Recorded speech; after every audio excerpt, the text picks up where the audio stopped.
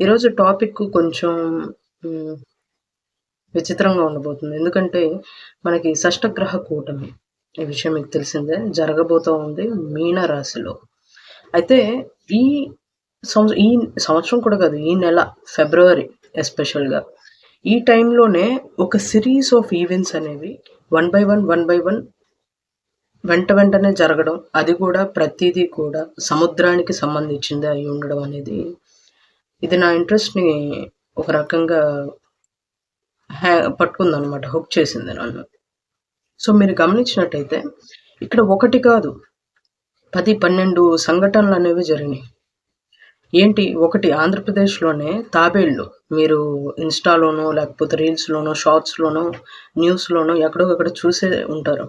తాబేళ్లు కొన్ని లక్షల సంఖ్యలో తాబేళ్లు ఒడ్డుకి సడెన్‌గా వచ్చి గుడ్లు పెట్టడం స్టార్ట్ చేశాయి.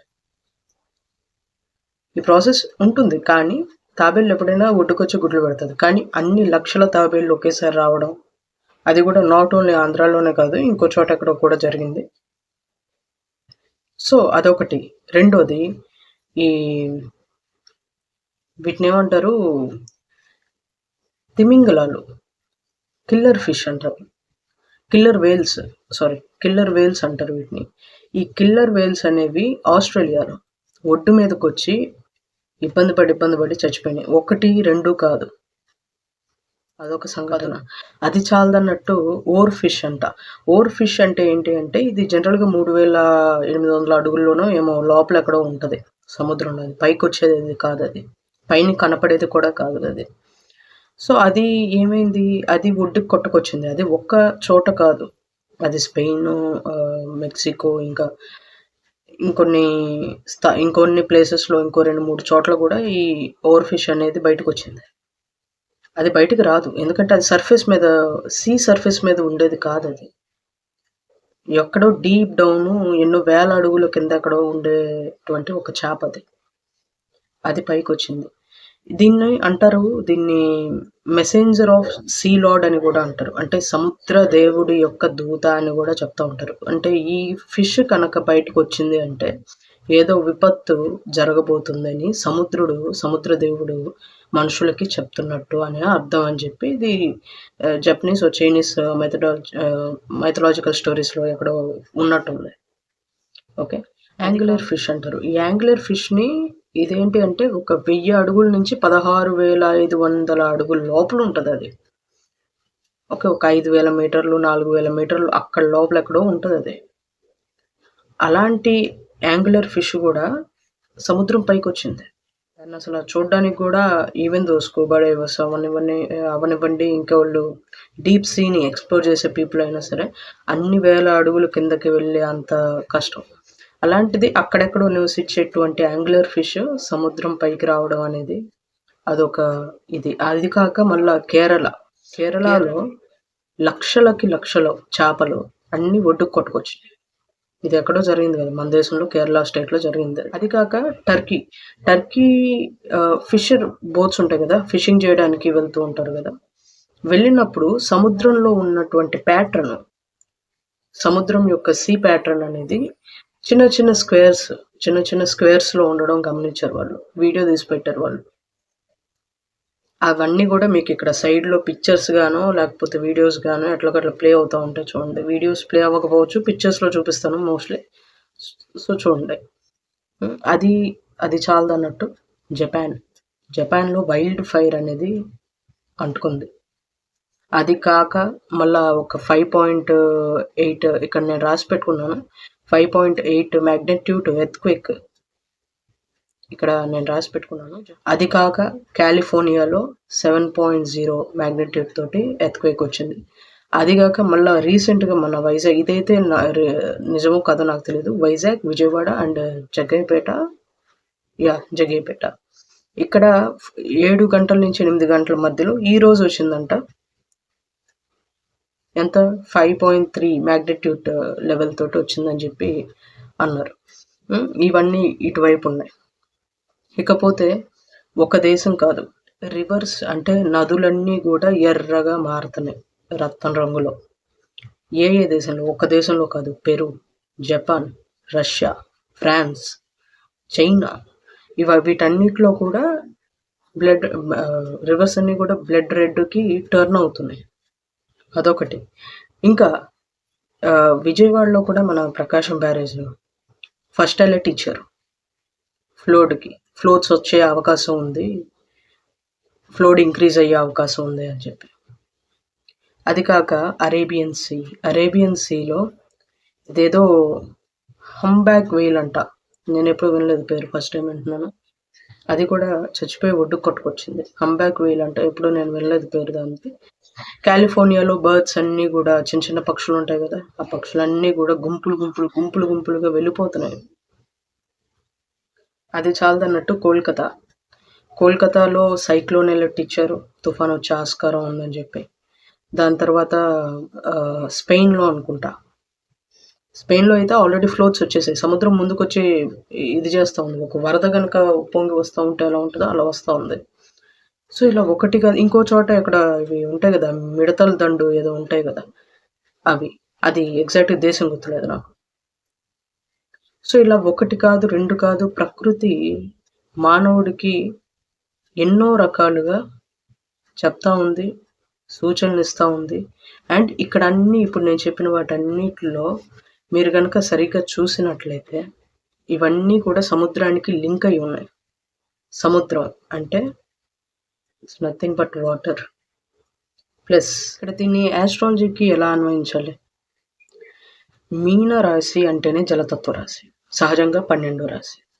ఇక్కడ మనం దీన్ని ఒక దేశానికి లేదంటే ప్రపంచానికి మొత్తం భూమండలం మొత్తానికి అన్వయించి చూసినప్పుడు మీనం అనేది లిక్విడ్స్‌ని సూచిస్తూ ఉంటది. అది గ్యాస్ కావచ్చు, ఆయిల్ కావచ్చు, ఆల్కహాల్ కావచ్చు, వాటర్ కావచ్చు, ఓషన్స్ కూడా స్పైసెస్ అనేది చూపిస్తది.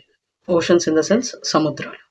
ఇంకా ఇదేం చూపిస్తది? వెల్ఫేర్‌ని చూపిస్తది. వెల్ఫేర్‌ని చూపిస్తది. దాంతో పాటుగా మొత్తం నేషన్ యొక్క వెల్ఫేర్‌ని, ఒక పూర్తి దేశపు యొక్క వెల్ఫేర్‌ని చూపించే అవకాశం ఉంటది స్పైసెస్ అనేది. 2 లార్జ్ యానిమల్స్ 12 అవుతుంది కదా! సహజంగా ఇది మీనం అనేది. సో, 12 అయినప్పుడు ఇక్కడ ఏముంటాయి? లార్జ్ యానిమల్స్ ఉంటాయి. పెద్ద యానిమల్స్. ఈవెన్ అవి సీ యానిమల్స్ అయినా కూడా పెద్దగా జరగడం, పెద్ద మొత్తంలో జరగడం లేదా పెద్దవి జరగడం ఇలాంటివి. అలాగే ఫిష్ అనేవి జనరల్‌గా పెట్స్ కిందకే తీసుకోవచ్చు. సో, అవి ప్లస్ ఎపిడెమిక్స్ అంటే ప్రొనౌన్సియేషన్ అది కాదు నాకు కరెక్ట్‌గా తెలీదు. అదంటే ఏంటంటే అంటువ్యాధులు. దాంతో పాటుగా విషపూరితమైనటువంటి పదార్థాలు ఎన్విరాన్మెంట్‌లో అంటే ప్రకృతి, పర్యావరణంలో కలిసినటువంటి విషపూరితమైనటువంటి పదార్థాలు. ఇవన్నీ కూడా 12 ఇళ్ళు సూచిస్తా ఉంటది. అది కాక దీంట్లో మనకి షష్టగ్రహ కూటమి లేదా పంచగ్రహ కూటమి. చంద్రుడు ఎప్పుడైతే వస్తారో అది షష్టమవుతుంది. చంద్రుడు పక్కకి వెళ్ళిపోతాడు 1 డేలో. అప్పుడు అది పంచమవుతుంది. సో, మొత్తం కలిపి చూద్దాం. అక్కడ ఏమేమి ప్లానెట్స్ ఉంటాయి? సాటర్న్ ఉంటాడు. సాటర్న్ అంటే ఏంటి? నేషనల్ ఇన్ఫ్రాస్ట్రక్చర్‌ని సూచిస్తా ఉంటాడు. ప్లస్ ఫార్మర్స్‌ని ప్లస్ నేషనల్ నీడ్స్‌ని, స్టేట్ యొక్క అఫీషియల్స్, ఆర్డరు ఇవన్నీ కూడా సాటర్న్ సూచిస్తా ఉంటాడు. సో, ఇవన్నీ కూడా డిస్టర్బెన్స్‌కి గురవ్వబోతున్నాయి. దేనికి? స్పైసెస్ తత్వం ఏంటి? లిక్విడ్ అంటే ఏంటి అక్కడ? ఇక్కడ మనకి చూపిస్తుంది ఏంటి? వాటర్ మీద. ఓకే. ప్లస్ వీనస్ ఉంటాడు. వీనస్ అంటే ఏంటి? National diplomacy. ఇప్పుడు ఫర్ ఎగ్జాంపుల్ ఏదో ఒక ప్రపంచ విపత్తు జరిగిందనుకోండి. అప్పుడు ఒక స్టేట్ ఇన్ ద సెన్స్ ఒక దేశం. దాని లా అండ్ ఆర్డర్, దాని అఫీషియల్స్ అందరూ పరిగెడతారు. ప్లస్ వీనస్ ఉన్నప్పుడు ఏంటి? National diplomats, brand ambassadors, plus customs. అలాగే ఒక దేశం నేషనల్ లెవెల్‌లో ఆ దేశ ప్రజల యొక్క ప్రశాంతత, హ్యాపీనెస్ ఇవన్నీ వీనస్ సూచిస్తూ ఉంటాడు. ప్లస్ మెర్క్యూరీ ఉన్నాడు. మెర్క్యూరీ ఏం సూచిస్తున్నాడు? ట్రాన్స్‌పోర్టేషన్, ట్రావెల్ అంటే నేషనల్ లెవెల్‌లో సూచిస్తా ఉన్నాడు. దాని తర్వాత సన్ ఉంటాడు. సన్ అంటే ఏంటి? అక్కడ authority persons, leaders plus facilities, national లెవెల్‌లో జరిగేటువంటి యాక్టివిటీస్ ఇవన్నీ కూడా సన్ చూపిస్తా ఉన్నాడు. దాని తర్వాత చంద్రుడు ఏంటి వెల్నెస్ని ఇస్తాడు. Plus economy. ఏ ఎకానమీ? ఒక నేషనల్ లెవెల్లో వాటర్ వాటర్ ఎకానమీలో ఎంతవరకు క్రూషియల్ రోల్ ప్లే చేస్తుంది అనేది చంద్రుడు ఇక్కడ మనకు చెప్తాడు. సో అది చంద్రుడు సూచిస్తున్నాడు. ప్లస్ పంటలు సూచిస్తాడు. అగ్రికల్చర్, ల్యాండ్ ఇవన్నీ కూడా చంద్రుడు సూచిస్తూ ఉన్నాడు. తర్వాత రాహు ఏంటి? టెక్నాలజీ, ఫాస్ట్గా ఎలా రియాక్ట్ అవుతున్నాము, సో వాటి తదితర కారణాలు ఇవన్నీ కూడా రాహు అక్కడ కూర్చొని సూచిస్తూ ఉన్నాడు. రెండు ఒక ఇంచుతో పోయేదాన్ని రెండించులు చేసే అవకాశం కూడా ఉంటుంది ఎంతో కొంత. ఎందుకంటే రాహు న్యాచురల్గా ఆ తత్వాన్ని కలిగిన వాడు కాబట్టి ఒక ఇంచు జరగాల్సిన నష్టాన్ని రెండించులు చేసేటువంటి అవకాశం కూడా ఉందని ఇక్కడ మనం చెప్పొచ్చు. 29 మార్చ్ ఇక్కడ 5 గ్రహాలు మీనంలోకి వస్తాయి. మార్చి 30న చంద్రుడు కూడా వచ్చి కలుస్తాడు. అప్పుడు అది షష్టగ్రహ కూటమవుతుంది. దాని తర్వాత మార్చి 31 మేషంలోకి చంద్రుడు వెళ్ళిపోతాడు. మళ్ళీ 5 గ్రహాలు మీనంలోనే ఉంటాయి. సో ఇక్కడ దీంతో పాటుగా ఇప్పటిదాకా నేను చెప్పిన ఒక్కొక్కటి విపత్తు, ప్రపంచవ్యాప్తంగా జరుగుతున్నటువంటి విపత్తులన్నిటినీ మీరు దృష్టిలో పెట్టుకొని వాటిని ఒకసారి చెక్ చేస్తే మీకే అర్థమవుతుంది. ప్రపంచంలో ఏదో జరగబోతుంది. ఖచ్చితంగా అది నీటికి సంబంధించింది అయి ఉంటుంది. సముద్రాలకు సంబంధించింది, నదులకు సంబంధించింది, నీటికి సంబంధించింది అయి ఉంటుందని క్లియర్ కట్గా అర్థమవుతుంది. రైట్? ఏదేమైనప్పటికీ మన జాగ్రత్తలో మనము ఉండాలి. అందుకే ప్రకృతికి కోపం తెప్పించకూడదు అనేది ఇందుకే. ఎందుకు అంటే ఒక్కసారి కనుక అది విరుచుకుపడింది ఏమీ మిగలదు తర్వాత. ఇప్పుడు అదే పరిస్థితుల్లో ఉన్నాం అందరం కూడా. ప్రకృతి సముద్ర గర్భంలో ఏదో జరుగుతోంది. అదేంటి అనేది కూడా చెప్పలేకపోతా ఉన్నారు. ఇది కాక నేను ఇంకోటి కూడా చూశాను అనమాట.